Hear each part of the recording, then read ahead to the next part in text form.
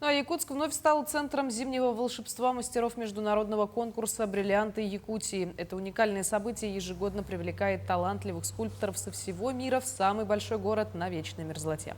20 команд из районов Якутии, регионов России, Китая и Монголии приступили к созданию снежных композиций.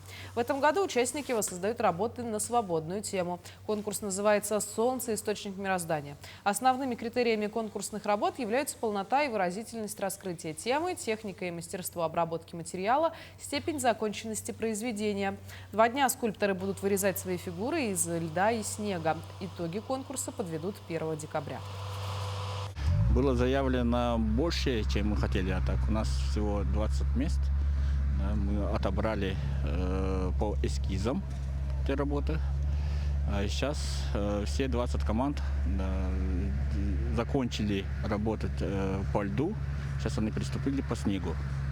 То есть это получается 3 конкурса, блиц-турнир, который на площади Орджоникидзе у нас красуется, и ледовые скульптуры основные, которые на 202 микрорайоне, да, в ледовом парке, и снежные скульптуры тоже на 202 микрорайоне.